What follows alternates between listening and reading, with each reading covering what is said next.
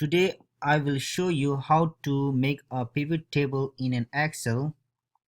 So in order to make a pivot table, first of all let me open an Excel in my computer.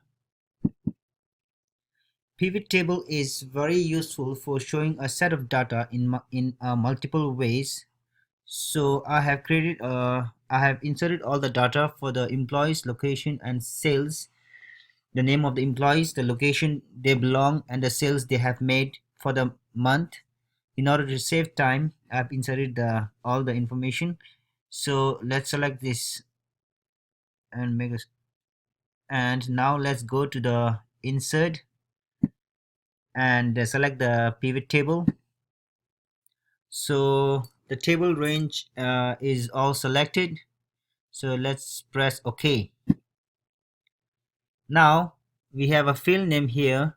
You can see employees, location and sales. So let's select all three of them. Okay, so now let's filter first by location.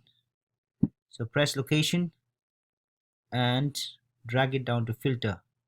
Now here you can see the location and count of employees and sum of sales. The sum of sales, the count of employees is 7, number of employees is 7, and the sum of sales is total is 10,500.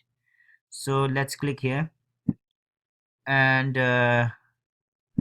let's select taxes.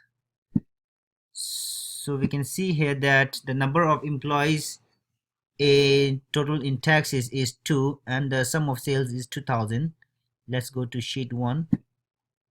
We can see here that the number of employees in the taxes is 2, Robert and Jolene, and the sum of their sales is 1000 plus 1000, 2000.